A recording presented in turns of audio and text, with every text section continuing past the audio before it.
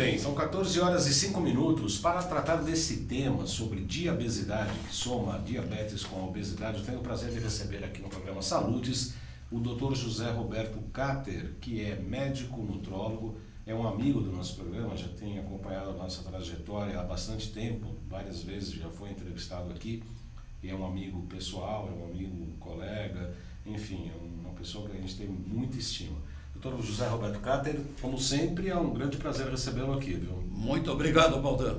O prazer de estar aqui é meu e estar em contato com seus ouvintes, seus nossos amigos, já de longa data, né, Dom? De longa data. Isso. Nós vamos falar hoje, então, Dr. Cater, sobre... Vamos começar a falar um pouco de cada uma delas. Diabetes, depois obesidade, depois o que é essa diabesidade. Diabetes, hoje, a gente sabe que é uma insuficiência de insulina no organismo por conta de uma insuficiência, geralmente, por conta do pâncreas, não é isso, doutor? Então, Baldan, a gente tem que considerar primeiro os tipos de diabetes que a gente tem aqui no nosso meio. Não tem um tipo só. Nós temos a diabetes tipo 1, que é uma diabetes rara e é de origem autoimune.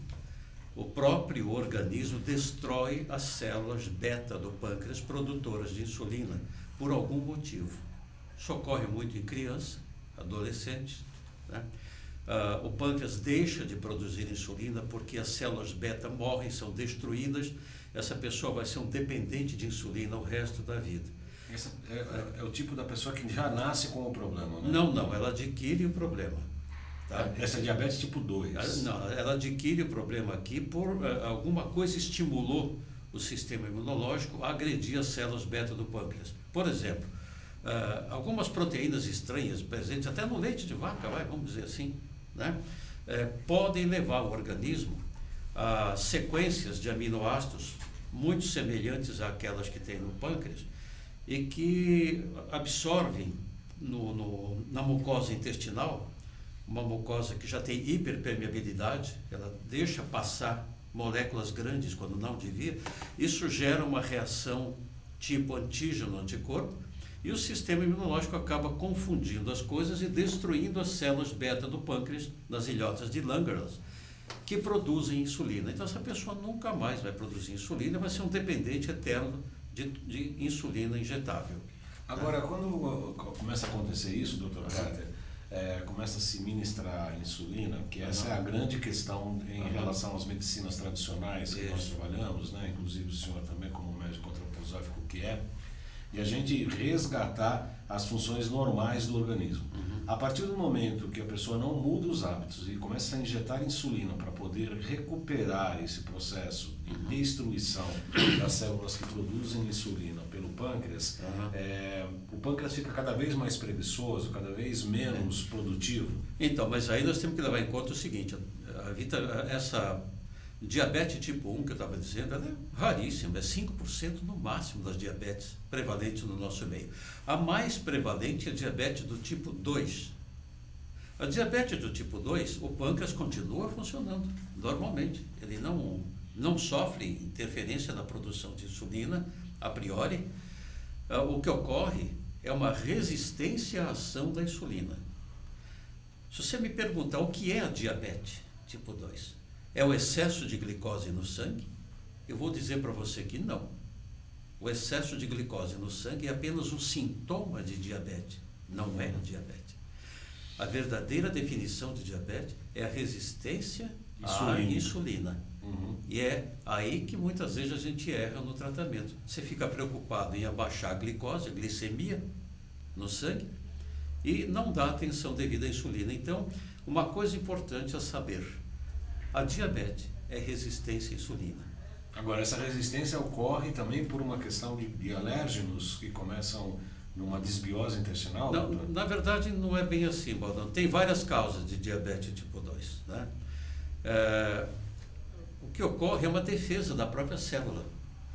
Nos últimos 20 mil anos, a genética do ser humano não mudou. Nós temos os mesmos genes dos nossos ancestrais paleolíticos. Nos últimos 100 anos para cá, a incidência de doenças crônicas não transmissíveis aumentou tremendamente. E essas são as que mais matam o ser humano nos dias de hoje.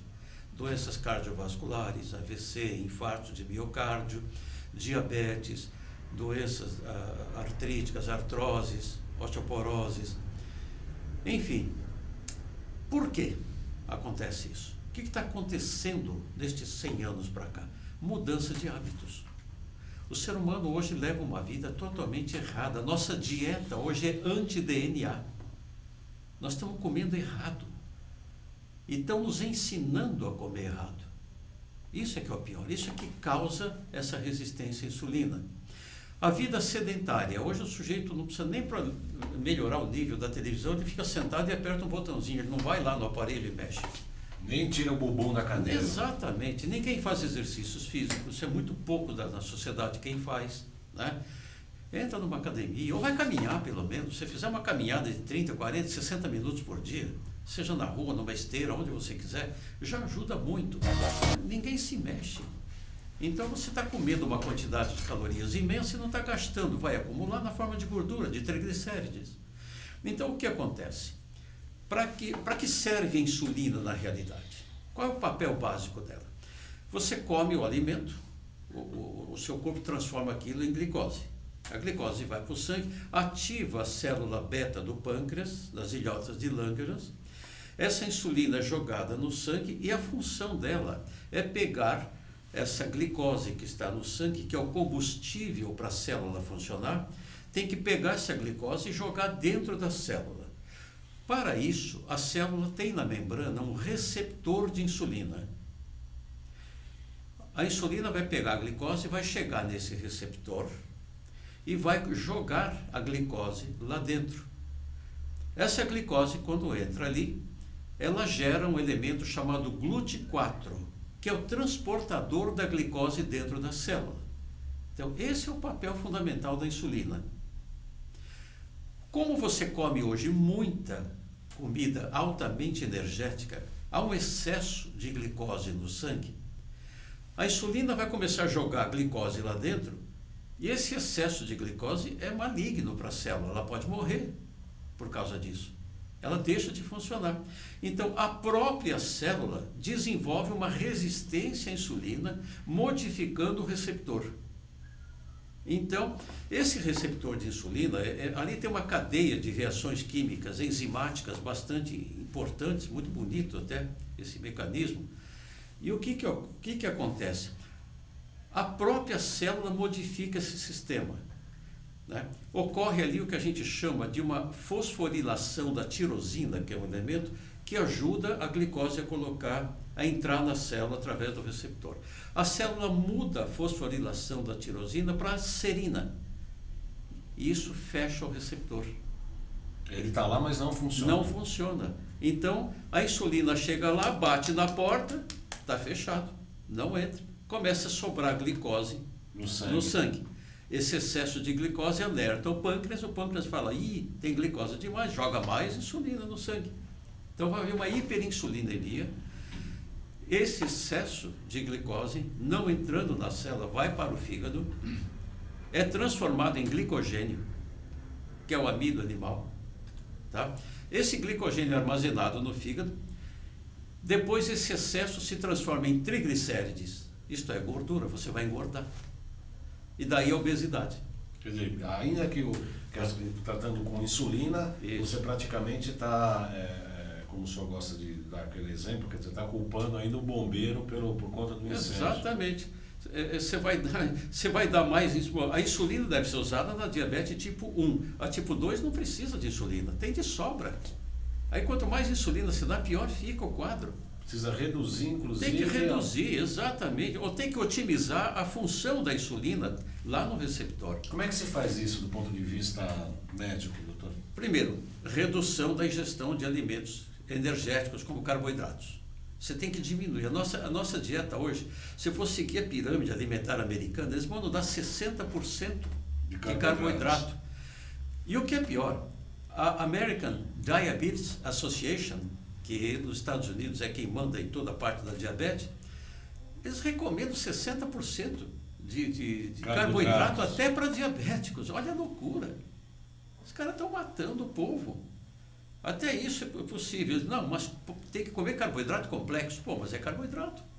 Tá? De pequena cadeia rápida, como batata doce, por exemplo? Não, aí já é menos mal. Mas quanto menos carboidrato você comer, melhor. Esses de cadeia pequena são melhores, é claro. Mas o seu corpo não tem capacidade de ingerir aquilo dentro da célula, vai fazer mal. Quanto menos carboidrato você comer, melhor. Para exemplificar o nosso teleinternauta que não tem familiaridade com a questão de carboidrato, com essa linguagem, quer dizer, o que a gente poderia colocar? Os farináceos, as raízes? Primeiro, o próprio açúcar. O açúcar é um veneno.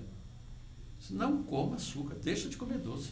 Se você é diabético, então passe a 2 metros de distância do açúcar. Doce não. Com máscara de oxigênio. Exatamente. Você não pode nem pensar em comer açúcar se você for diabético. E o amido, as massas, que viram açúcar no corpo. Então você tem pão, você tem suco de fruta. O suco de fruta é um horror para quem é diabético. Ele tem muita frutose, que é um veneno, e não tem fibra, porque quando você bate, você destrói a fibra. Quando você come uma fruta inteira, você está comendo a frutose mais a fibra. Isso retarda a absorção. Porque a frutose, no fundo, é um veneno.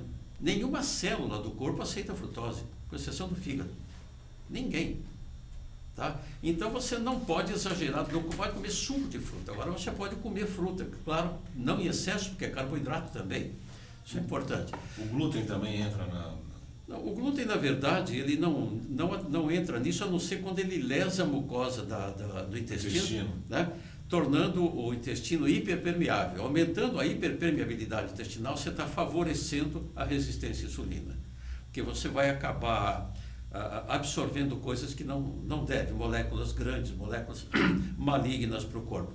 Então, evitar o glúten tem essa vantagem de não machucar a mucosa do intestino, causando hiperpermeabilidade intestinal, que é uma das causas da resistência à insulina. Tá?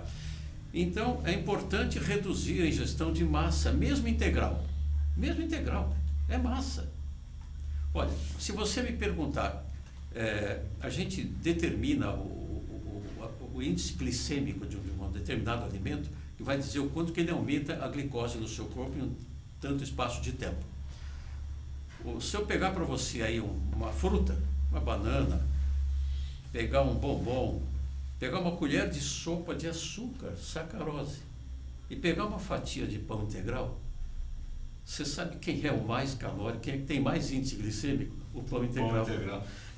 Geralmente, quando eu faço os testes de glúten, aí a pessoa fala assim, mas não pode comer o arroz, não pode comer o glúten. Mas o pão não pode. E o integral? É pior? Pior ainda. É pior. Pior ainda. Se você comer um copo de suco de laranja e pão integral, Deus me livre, você vira diabético. Quer dizer, então é preciso ter cuidado. Ainda com queijo branco ainda. Pior ainda, né? O leite, você já viu. Então é importante que você restrinja carboidrato. Eu vou até dizer uma coisa para você que você vai achar estranho um médico falar isso. Diabetes tem cura. Da tipo 2, claro, não a 1. Diabetes tem cura. Você fala, mas doutor, tem cura? Só ouvi falar que não tem, todo mundo fala que não tem cura, tem. É possível curar uma diabetes tipo 2. Basta que você aprenda a se alimentar. Se fizer uma dieta paupérrima em carboidratos, o ideal seria até a famosa dieta cetogênica. Era isso que eu ia perguntar, exatamente isso. Essa dieta cura diabetes. Proteínas e... Gordura e proteína. Aquela história da pirâmide americana, que você tem que comer 60% de carboidrato, comer aí 25% de gordura, 15% de proteína, isso está errado, está matando o americano, é o povo mais doente do mundo hoje. Mais doente do mundo. Exatamente. Eu quero agradecer aqui a presença da Dani Rucilo, que falou que está um pouco ocupada, mas que a gente é maravilhoso, tanto eu quanto você, viu, doutor? Obrigado.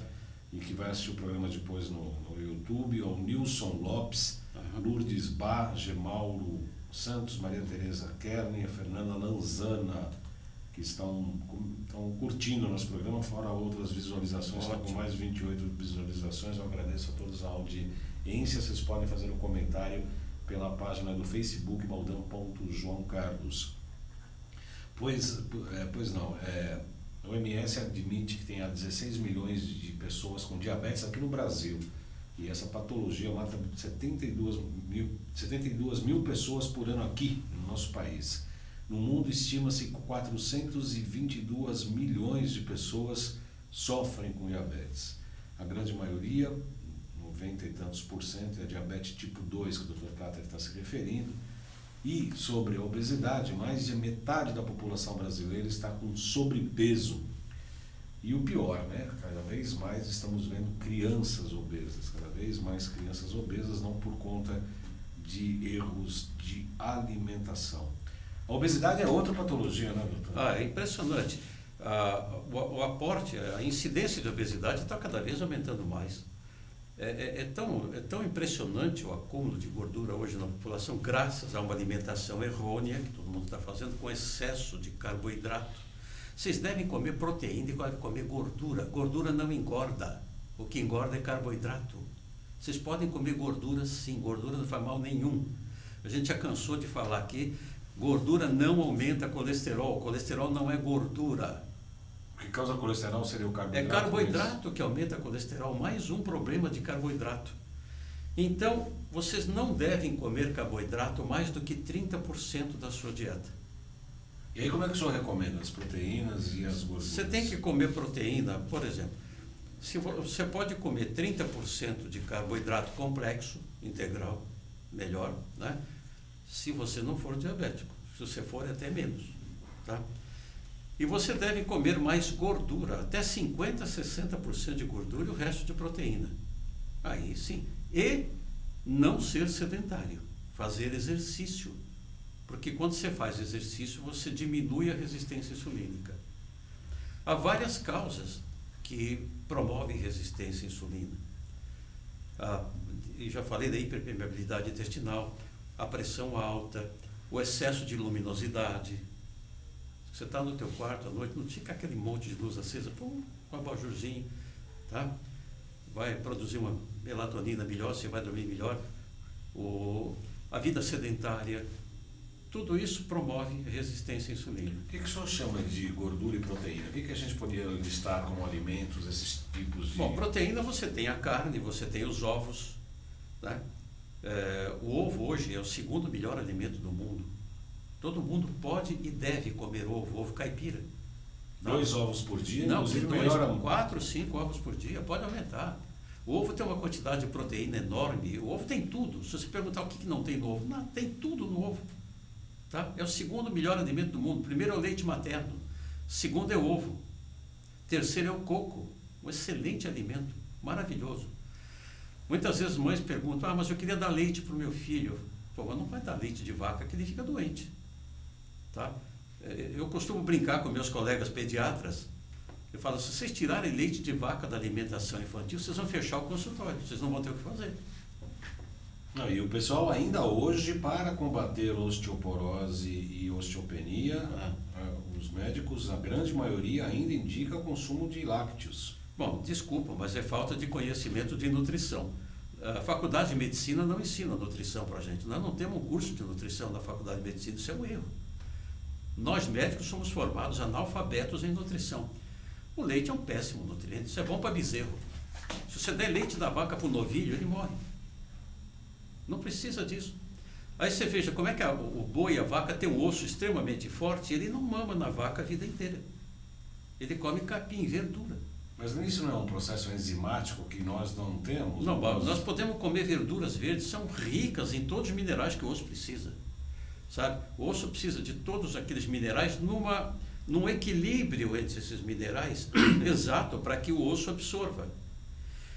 E tem mais, 90% da matriz do osso é colágeno. E você é proteína, não tem, né? Exato, é proteína. Se você não comer proteína, você não tem força para nada. Me preocupa um pouco os veganos que não comem muita proteína. Tudo bem, eu os alerto, cuidado. Ingira a proteína de outra forma. A proteína vegetal, ela não é completa. Né? Mas eu como soja. Pior ainda, né? A soja não faz bem. Você vê que lá no Oriente eles comem soja fermentada, eles não comem soja in natura.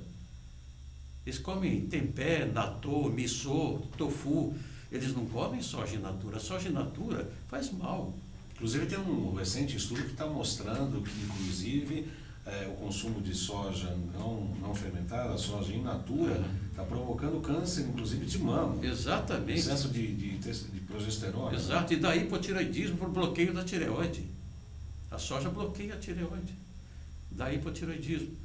Então não é interessante o consumo da soja in natura. E ela não vai suprir toda a necessidade de proteína que você tem. Então a necessidade, o que o senhor estava falando, é proteínas de origem animal, isso, verduras e pouca fruta, é isso? E pouca fruta, bastante. Você pode comer legumes cozidos que não sejam calóricos. Tá? Você pode comer brócolis, couve-flor, couve de Bruxelas, repolho, berinjela, e comer grandes saladas. Muita verdura verde de folha. E as raízes, doutor? Raízes você tem um pouco de cuidado, que tem carboidrato. Algumas raízes são menos malignas do que outras. Mas um pouco de cuidado se você for diabético e pretender fazer uma dieta cetogênica, é melhor evitar isso. Tá? E evitar amido também. Evitar amido também, que vai virar glicose no seu sangue. Falando em amido, a gente pode falar do arroz. Exato, o arroz é um péssimo nutriente, o pão, o arroz. O arroz integral, você vai dizer, mas e o integral? Tá, tudo bem, mas se você é diabético, você não deve comer. Ali tem carboidrato. Nem o arroz integral. Nem integral. Eu vou pedir nesse momento para o Xerec, que está pilotando o nosso Twitter, para colocar nossas legendas aí, Xerec, por gentileza, dos GCs. Temos aí, é isso, WhatsApp 977192266 para falar comigo a qualquer momento, vocês mandam um WhatsApp. A loja virtual jcbaldão.com.br. Aliás, coloca minha máquina no ar, por gentileza, Xerec. Falando da loja virtual, tem como chegar, não? Não entendi. Travou? Daqui a pouco a gente coloca, se voltar. Outro GC, por favor, Xerec. Instagram, @jcbaldão.acupuntura, YouTube, para onde vai este filme. Eu estou dançando aqui porque a câmera está bem na frente do meu retorno aqui. YouTube João Carlos Baldan. Outro canal é o Além de Agulhas, no YouTube, onde estão todos os programas, inclusive também no site www.jcbaldan.com.br. Hoje, o programa de hoje, nós estamos falando de uma patologia praticamente nova, reconhecida pela OMS, que é a diabesidade, que é uma mistura de duas doenças crônicas, como diabetes e obesidade, muito em função, Dr. Carter, do estilo de vida errado, Estilo de vida errado. Exatamente. Uma coisa importante, Baldan, que eu queria deixar claro é o seguinte: como é que você sabe que você é diabético? O diabético descompensado, ele começa a ter uma sede muito grande, ele começa a urinar demais, poliúria. Ele tem uma fome muito grande, porque ele está comendo e não está aproveitando, a comida não entra na célula, ele tem fome. Tá? Então, se você tiver sintoma desse tipo, muita fome, muita sede, urinando demais, corra para o seu médico. Mas, quando você chega nesse ponto, já há alguns anos você já vinha sendo diabético e não percebeu. Tá? Como é que você faz o diagnóstico de diabetes? Então, você vai no seu clínico, é bom uma vez por ano fazer uma série de exames. Tá? Você vai pedir uma dosagem da glicose no sangue, a glicemia. E aqui tem uma coisa que eu gostaria de alertar vocês. A dosagem da glicose no sangue deve ser feita com um jejum de 8 horas. Não de 12. Não de 12. Né? De 12 não serve. Se você for ficar 12 horas sem comer, vai dosar, essa informação não é fidedigna. Porque já teve queima maior. Exatamente. Não é, você tem que estar com 8 horas de jejum para dosar a sua glicose. Nessa dosagem entra hemoglobina glicada, a gente vai falar disso já, e insulina. Infelizmente, grande parte dos médicos não pedem a dosagem da insulina. Aliás, essa é a pergunta aqui do Leandro Ramos, porque a maioria dos médicos pedem somente os exames de glicose ou hemoglobina glicada e não junto à insulina. Desculpa, mas eu acho que é uma falha do colega que faz isso, sabe? É uma falha. O principal é a insulina, não é a glicose. Eu acabei de falar isso agora há pouco. Diabetes é resistência à insulina, não é a taxa de glicose. Tá? Então, é simples. Cobre do seu médico, caso ele não o faça. Doutor, por favor, peça insulina também, insulina basal. Tá? Dá uma informação boa. Você pedir glicemia, hemoglobina glicada, insulina, você já tem uma ideia boa. Como é que você sabe, então, se você é diabético ou não? A sua glicose de jejum de 8 horas, ela não pode passar de 99. Se passar disso, tem problema. Até 99 você é um sujeito normal. Se passar de 99 e for até 125, você é pré-diabético. Se ela passar de 125, você é diabético. E a insulina? O 4. Ideal... 4? Na insulina, ideal é 5. Não deveria ser mais do que 5. É de 5 para baixo. Quanto mais baixo, melhor a insulina basal de jejum. Mas é muito raro se achar alguém com 5 para baixo aqui no nosso meio, pelo que a gente come. Eu não fico tão triste se ela chegar a 7, 8, tá? Tudo bem, até dá para levar, mas o ideal é que seja de 5 para baixo. Vamos supor que você vai fazer uma dosagem de glicose. Vem lá 85. Você fala, opa, que bom, eu estou normal, né? A sua insulina dá 25. Você é diabético. Mesmo com a glicose normal, você é diabético. Por causa da insulina. Por causa da insulina. Você está com resistência insulínica. Você é diabético. Uma pergunta importante que o Leandro está fazendo aqui. Quem toma insulina há muitos anos pode um dia voltar a não depender dela ou diminuir a dose diária com uma boa alimentação? Obviamente que sim, né? Se você não for diabético tipo 1, for diabético tipo 2 e está tomando insulina, porque eles dão insulina até para diabetes tipo 2, eu acho isso um erro. Aí você quer tirar a insulina do diabético tipo 2. Primeira providência que você faz, você vai dosar uma substância no sangue chamada peptídeo C. Se o peptídeo C for 1 miligrama por decilitro acima disso, você pode tirar a insulina. Significa que seu pâncreas ainda tem capacidade de produzir insulina. Porque a insulina e o peptídeo C são produzidos juntos. Você tem no seu pâncreas a proinsulina. Ela vem um pouquinho antes de virar insulina, não está na forma ativa ainda, está na forma passiva. É a proinsulina. Você tem 2 moléculas de proinsulina, a A e a B, que são unidas pelo peptídeo C. Quando há necessidade, elas rompem essa ligação e a insulina cai no sangue e o peptídeo C também. Só que o peptídeo C não é usado para nada, ele não serve para nada. Então, se você quer saber se seu pâncreas tem capacidade de produzir insulina, dose o peptídeo C. Então, você quer tirar sua insulina. Você está tomando insulina já há 5, 6, 8 anos, num diabetes tipo 2. Você dosa o peptídeo C. Se ele for acima de 1 miligrama por decilitro, você pode tirar a insulina e fazer um tratamento, né, de dietético. A diabetes, eu sempre falo isso, a diabetes é uma doença nutricional. Ela não precisa de remédio. A obesidade, obviamente, também, né? Também, é nutricional. Sendo uma doença nutricional, você não precisa de remédio, basta mudar a sua alimentação, seus hábitos, você cura, dá para curar a diabetes. Uma dieta cetogênica, paupérrima em carboidrato, cura a diabetes. Além da cetogênica, o jejum intermitente ajudaria nisso? Jejum intermitente também. Você pode fazer um jejum intermitente. Por exemplo, você vai jantar hoje às 6 horas da tarde, 7 horas da tarde. Você não vai comer mais, dorme, você levanta de manhã. Quanto mais tarde você tomar o seu café da manhã, você ficou mais tempo em jejum. 12, 13, 14 horas, isso é jejum intermitente. Ajuda. Se você ficar um dia por semana em jejum, você está ajudando a curar a diabetes. Um dia por semana de jejum ajuda a tratar a diabetes. Tá?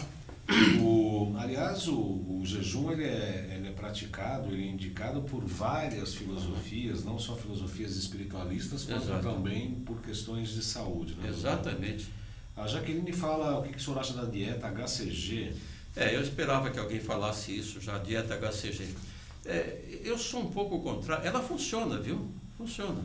Primeiro fala o que é essa dieta. O HCG é um hormônio que é produzido na gravidez. Tá? Que é um hormônio de crescimento. Ele vai estimular o hormônio, não é o GH. O GH é o hormônio do crescimento. O beta-HCG, você pode fazer essa dieta, mas eu não gosto de usar artifícios em dieta. Eu gosto que você faça uma dieta adequada de exercício físico, para você não ficar dependente de alguma coisa. Eu conheço pacientes que fez essa dieta, quando parou, engordou de novo, porque não mudou seus hábitos. O único remédio que cura tudo chama mudança de hábito. Se você não mudar o hábito, você não cura nada. Então, eu prefiro que se você faça uma dieta paupérrima em carboidrato e faça atividade física todo dia, diariamente. É uma hora de... Eu já tenho 74 anos, eu faço 1 hora de academia todo dia de manhã. Porque a minha família inteira é diabética. Todos, menos eu. Mas eu já cheguei a ser pré-diabético. A minha glicose nunca passou de 98, chegou a 98. Mas a minha insulina chegou a 20. Hoje ela está abaixo de 10. Apertei a minha dieta, entrei na academia de novo todos os dias. Hoje ela caiu. Quer dizer, então, o pré-diabético corre tanto risco quanto um diabético de ter uma doença cardíaca. Ateromatose, formação de placas nas artérias que vai entupir sua coronária, vai entupir a carótida, vai dar AVC. Então, é importante você fazer dieta e atividade física e não depender de nenhum outro fator medicamentoso. No tratamento da diabetes, hoje se usam substâncias para tratar a diabetes. Tá? Nós temos vários grupos de substâncias para tratar a diabetes. As mais conhecidas eram as sulfonilureias. Tá? Há muitos anos se usa sulfonilureias. Você tem várias hoje no mercado. A glicazida, a glimepirida, tudo isso. Não são adequadas. Tem trabalho mostrando que elas causam mortalidade aumentada por infarto de miocárdio. O sujeito normaliza a glicose e morre 10 anos antes por infarto de miocárdio. Por conta dessas substâncias, essas sulfonilureias. Existe hoje a metformina, que é um remédio dos mais usados hoje para tratar diabetes. Você sabia que a metformina é um fitoterápico, Baldan? Não sabia. Pouca gente sabe. A maioria dos médicos não sabe que metformina é um fitoterápico. Quantos colegas alopatas, por exemplo, se negam a usar fitoterapia, homeopatia, não acreditam nessas coisas. Eles estão dando metformina e não sabem que ela é um fitoterápico. Olha que coisa curiosa. Que coisa curiosa. E a metformina é hoje considerada um dos melhores elementos para tratar, ajuda a tratar diabetes, tipo 2. Tá? A metformina, inclusive, tem uma série de vantagens. Ela diminui a incidência de câncer, lesões hepáticas, renais. Tá? Na verdade, é o melhor produto hoje para tratar diabetes, é isso, mas não é o único. Agora, se você usa metformina, é o glifage, vamos dar um nome comercial aqui. Se você usa isso, um pouquinho de cuidado, porque depois de um certo tempo, 6 meses, 1 ano, usando a metformina, você tem alguns efeitos colaterais. Ela dá uma inflamação de nervos, uma neurite, que dá a impressão que seja uma neurite diabética, e não, é causada pela metformina. Ela diminui o ácido fólico do corpo, ela diminui a vitamina B12, e aí dá essa neurite. Ela diminui a coenzima Q10, que pode dar problemas cardíacos. Então, se seu médico receitar para você metformina ou glifage, que é bastante conhecido, converse com ele também se ele não quer te dar um pouco de vitamina B9, que é o ácido fólico, um folato, metilfolato. Se ele não quer te dar a vitamina B12 e coenzima Q10. Tome isso junto com a metformina para você não ter esses efeitos colaterais. Agora, eu acho que usar insulina para tratar diabetes tipo 2 é querer apagar um incêndio com gasolina. Desculpe. O Leandro Ramos pergunta quais alimentos podem aumentar a sensibilidade à insulina, doutor. Os alimentos que podem melhorar a sensibilidade à insulina são os alimentos pobres em carboidrato. Proteína e gordura. Proteína e gordura. Se você fizer uma dieta disso, você está facilitando que os receptores de membrana da insulina funcionem melhor. Tá? E uma suplementação de minerais adequados, vitaminas adequadas, coisa que na comida hoje refinada, industrializada, praticamente não tem. Então, cuidado com isso. Faça uma suplementação boa também. Eu queria chamar a atenção também para outra parte da coisa, que é a obesidade. Como é que você sabe se você é obeso ou não? Tem várias maneiras. Né? A gente usa muito o índice de massa corporal, o IMC. Para você determinar o seu IMC, você pega o seu peso em quilos e divide pela sua altura ao quadrado. Pega a sua altura, multiplica por ela mesma, aí divide seu peso pela altura ao quadrado. Você vai ter o índice de massa corpórea, o índice de massa corporal. Esse índice varia assim, de 18,5 Até 24,9 você é normal. Repete, por gentileza. De 18? De 18,5 até 24,9 você é um sujeito normal em termos de peso. De 25 a 29,9 você tem sobrepeso. Se você tiver de 30 a 34,9, você tem obesidade tipo 1, obesidade leve. Se você tiver um IMC de 35 a 39,9, você tem uma obesidade tipo 2 ou moderada. E se o seu IMC for acima de 40, você tem obesidade mórbida, maligna. Isso é terrível. Então, é uma maneira de você determinar. Esse índice pode não ser muito exato. Por quê? Um sujeito que tenha muito músculo, ele pode ter um IMC alto sem ser gordo. Então, precisa levar isso em conta. Tá? Existem diversas maneiras. Você medir a sua circunferência abdominal. Pega uma dessas fitas métricas, meça a sua circunferência abdominal no ponto mais elevado, no maior.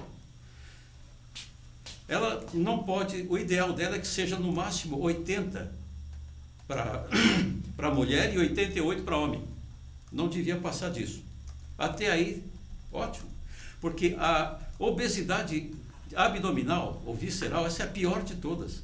Essa é a obesidade maligna, é a barriga, é o barrigudo. Esse cara vai ter problema cardíaco. Então, meça aqui e veja se está em mulher no máximo 80, no homem até 88. Se você somar 14 nos dois, então você pega a mulher 80 mais 14 dá 94. Até 94 é sobrepeso. E no homem até 100, vai dar 102 sobrepeso. Se passar de 102 no homem e de 94 na mulher é obeso, obesidade. Então são maneiras de você determinar o seu índice, se você é obeso ou não é. Faça o teste, se tiver, entra num regime adequado para perder peso. Que a obesidade leva a diabetes, e a diabetes leva a obesidade. Daí esse termo diabesidade homologado hoje pela Organização Mundial da Saúde, porque a fisiopatologia das duas doenças praticamente é a mesma. Eu pergunto, doutor Carter, em que peso? Nós tivemos aqui um programa recentemente com o doutor Jean sobre microbiota intestinal. Sim. E sobre as questões dos probióticos. Isso. E a semana que vem ele volta aqui ao nosso programa para dar continuidade, porque não deu tempo de a gente tratar todo o assunto sobre esse complexo assunto que é a impermeabilidade intestinal, etc. Em que peso na diabesidade, tanto na diabetes quanto na obesidade, essa impermeabilidade intestinal tem um peso importante? Muito, muito. No tratamento da obesidade e da diabetes, nós temos que dar probióticos também. Pré e probióticos, são simbióticos, são normais. Isso é muito importante. Não dá para tratar a obesidade sem modificar a flora intestinal. A microbiota intestinal hoje, como é conhecida, é considerada um órgão hoje do homem. É um órgão a mais. Tá? E a sua saúde, sua imunidade depende dela. Você tem mais bactérias no seu aparelho digestório do que células no seu corpo inteiro. Mais bicho que gente. Você é 90% bactéria e 10% humanos, como eu ouvi de um professor isso. Muito interessante. Essa microbiota, ela é super importante. Você tem que ter uma mucosa intestinal íntegra. Ela não pode ser hiperpermeável, deixar passar coisa que não deve para dentro do sangue. Senão você... Eu vou até dar um mecanismo interessante aqui para explicar esse negócio. Algumas bactérias gram-negativas que tem no ambiente intestinal, elas morrem. A membrana delas tem algumas proteínas estranhas. Se você tiver hiperpermeabilidade intestinal, essas proteínas estranhas entram no seu sangue e vão lá na membrana das suas células acionar um receptor, chama Toll-like receptor 4, TRL4. Isso aí aumenta a intolerância à insulina. A insulina deixa de funcionar. Ela atrapalha o receptor de insulina. Então, você vê que a microbiota intestinal é extremamente importante na saúde, para evitar a obesidade e evitar a diabetes. Quer dizer, é absolutamente importante você controlar a alimentação e a microbiota intestinal. Exatamente. Para os tratamentos, doutor Cáter, em relação à limpeza intestinal, melhorar a microbiota intestinal, o que o senhor tem a dizer sobre os enemas de café, que hoje é uma moda?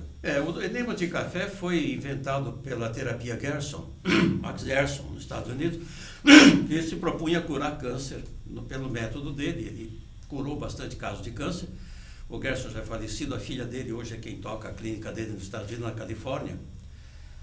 E ele propunha o enema de café, porque o enema de café fazia uma limpeza hepática muito boa. Muitas toxinas do fígado eram eliminadas através do enema de café, né? Ele não tem tanta importância assim na microbiota intestinal, embora tenha, mas a importância maior disso é uma limpeza hepática, uma desintoxicação hepática. Feita com suco de maçã? Ele faz esse enema de café. Você faz o café e injeta o café pelo reto para fazer essa limpeza, né? Essa teoria é a temática do Gerson para tratamento de câncer. Você pode fazer limpeza hepática também utilizando aquele método, tá, da doutora Hulda Clark, que embolou isso. Tá? Você faz uma semana tomando um litro de suco de maçã em casa, para poder dilatar os canais. Biliares, né? Aquilo dilata os canais biliares do fígado, da vesícula, lédugo, tudo. Uma semana, você começa num domingo e vai até o próximo sábado. Aí no sábado, às 8 da noite, você toma sulfato de magnésio, o sal amargo. Você pode fazer 4 sachês de 75 gramas, compra 300 gramas e pede para dividir em 4 sachês de 75, toma um sachê às 8 da noite, às 10 da noite mais um sachê de 75 e meio copo de azeite de oliva. E deita imediatamente, vai para a cama. De manhã você acorda cedo, tipo 6, 7 horas, toma o terceiro sachê, 2 horas depois o quarto. Você vai ter uma diarreia brutal, mas o que vai sair de pedra nas suas fezes, mais de 200. Algumas enormes, que você não sabe como passaram pelo colédoco. Eu já vi paciente me mostrou fotografia, que eu não sei como passou, mas é graças a maçã que ele tomou, né, que é o ácido málico. Você pode tomar ácido málico também, se quiser. Então, essa limpeza hepática é impressionante, é muito boa para a saúde hepática. Você melhora muito a qualidade de vida. Tá? E às vezes você elimina cálculos que estão na vesícula também. Nem sempre eles saem numa única limpeza. Você precisa fazer várias. A gente já salvou muita vesícula no consultório com esse tipo, né? Fazer cada 1 ou 2 meses uma limpeza hepática e aos poucos foram saindo. Mas tive casos em que não conseguimos limpar a vesícula, aí o sujeito acabou operando. Mas muitas delas a gente conseguiu salvar com esse método. A cada 2 meses, pelo menos uma, né? Exatamente. Eu realmente eu tenho essa prática, esse objetivo. É muito bom. Eu faço cada 6 meses, não faço muito bom. Porque realmente é bem interessante. Exato. Firmicutes, é assim que fala? Firmicutes. Firmicutes. Pode ter relação na diabesidade? Quem pergunta é o Leandro Ramos. Pode sim, Leandro. Pode ter sim. Se você não organizar a sua flora e equilibrar a sua boa flora com a má flora, pode ter problema sim, com obesidade e com diabetes, né? Isso é extremamente importante, que essa microbiota intestinal, a maior parte trabalha a seu favor, ela está lá, e uma outra parte é maligna, faz mal para você, te prejudica. Eu costumo até brincar dizendo que você tem assim, 20% são seguramente confiáveis, estão a seu favor. 30% são ruins. E 50% PMDB. Vai com PSDB. PMDB, vai com quem está ganhando. Com quem está ganhando. Tá. Se as boas estão ganhando, aquelas 50% vão junto, você tem aí 70%, 80% de uma flora a seu favor. Tá? Eu tenho uma pergunta que eu quero ampliar aqui sobre se o senhor recomenda enzimas digestivas para regular a melhora das funções intestinais e a sua opinião sobre os probióticos. O Dr. Jean tem uma teoria que o probiótico ele precisa disparar, funcionar no intestino grosso. Se ele funcionar no intestino delgado, ele estaria em função... Exato, endereço errado. E ele tem razão. Primeiro, você tem que ter um probiótico que seja gastroresistente, que ele possa passar pelo estômago sem ser destruído, passar pelo intestino delgado também sem perder muito a sua eficácia, e a principal ação deles é no intestino grosso. Está certo ele. E as enzimas? Enzimas são importantes também. Com o passar da idade, você vai perdendo a capacidade de produzir enzimas digestivas. O próprio pâncreas vai perdendo um pouco a capacidade de produzir enzimas digestórias. Por causa da idade também acontece isso. Né? O pâncreas fabrica uma série, ele é um órgão duplo. Ele tem uma parte endócrina, que fabrica insulina, glucagon, amilina, tudo isso. E tem uma parte exócrina que trabalha na digestão, que vai ajudar no processo de digestão, alcalinizando a primeira porção do intestino. O pH do estômago é 2, é bem ácido, ácido clorídrico. Já o duodeno, que é a próxima porção, é 8. Mas como é que acontece isso? Por causa do pâncreas. O pâncreas fabrica bicarbonato. E o bicarbonato, então, alcaliniza o duodeno, tá?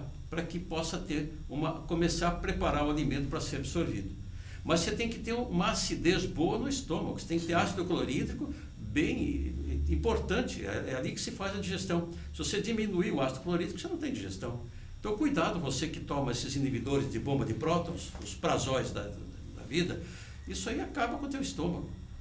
Para você tomar um desses prazóis, é no máximo 60 dias. Eu recebo pacientes tomando há anos. Ah, mas o meu médico mandou tomar direto. Você já não tem mais estômago.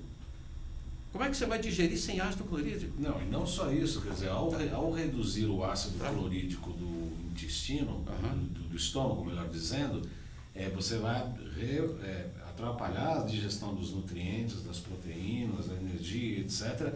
E sabe-se que, após 20 anos de estudo, o senhor conhece tão bem quanto eu, até melhor do que eu, que com 20 anos de utilização de omeprazol de uma maneira consistente ou diariamente, leva à demência. Obviamente, porque o intestino delgado está ligado à mente, né? Pela medicina chinesa a gente sabe disso há milhares de anos, e você impedindo a absorção de nutrientes, você vai acabar atrapalhando a nutrição do cérebro e causa demência. Bom, então eu queria falar mais um pouquinho também sobre o tratamento da diabetes. Hoje em dia nós temos drogas extremamente interessantes no tratamento da diabetes. A gente já falou da sulfonilureia, falamos da metformina, dá preferência à metformina, né? Ela é muito mais interessante.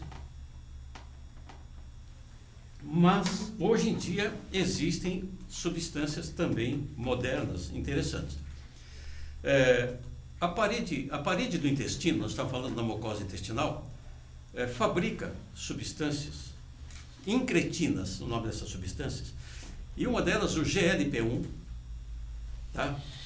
Ele é secretado, é absorvido, e ele vai estimular a produção de insulina no pâncreas, o GLP-1, que é o glucagon lactopeptide 1. Mas o GLP-1, ele é, em questão de minutos, inativado por uma enzima chamada DPP4, tá? Então, o GLP-1 vai lá, induz a formação de insulina e é rapidamente destruído. Existem algumas substâncias que são inibidoras do DPP4. Então, aumenta a existência dessas incretinas, do GLP-1, que vai estimular a produção de insulina no pâncreas. Tá? Existem vários aqui produtos hoje desse tipo. A vildagliptina, a sitagliptina. Tá? Eu vou dar até os nomes comerciais aí, Januvia, etc. Eles têm as suas contraindicações. Contraindicações? Tem. Alguns deles podem fazer lesão renal, hepática. Houve casos até de incidência maior de infarto de miocárdio também. Você tem um pouco de cuidado no uso disso. Existem algumas agora até injetáveis, como o Bieta, por exemplo, hexanitidina. Existe também agora aí também o Victoza, que está sendo bastante utilizado até para emagrecimento. Andou dando pancreatite, insuficiência renal, câncer de tireoide e até incidência maior de melanoma na pele. Muito cuidado com o uso dessas substâncias, tá? Use isso com bastante cuidado. Se for seu médico receitar, converse com ele a respeito disso. Existem efeitos colaterais quando usado a longo prazo. Não é coisa para se usar sempre, não. É a curto prazo. E o que o senhor chama de a curto prazo, doutor Carlos? Depende de cada pessoa, Baldan. Não sei. Varia de pessoa para pessoa, o quadro inicial e o quadro final. Agora, cuidado com essas substâncias. É aquilo que eu falei para você. Diabetes é doença nutricional. Ela não depende de droga para ser curada. É dieta e exercício. Dieta, exercício e pouca droga, um mínimo de droga. Mínimo possível. De droga, não sei, em casos mais graves que você usa uma droga, mas que pare logo que puder. essas substâncias que eu falei, tá? Então, vai com cuidado com isso. O caso do Victoza, por exemplo, a gente já viu o caso de pancreatite com isso, tá? E aumento de algumas doenças importantes, até o caso da tireoide, o câncer de tireoide, o câncer de pele também. Existe também um grupo de substâncias chamado TZDs, tiazolidinedionas, as TZDs. Também foram usadas, a maior parte foi abandonada porque estava matando muita gente. Hoje existe no mercado só a rosiglitazona, mas aumenta infarto de miocárdio. Você pode morrer por infarto de miocárdio. Teve uma glitazona nos Estados Unidos que foi retirada de mercado, causou falência hepática, matou um monte de gente. Então, as TZDs também não são muito boas para que você use.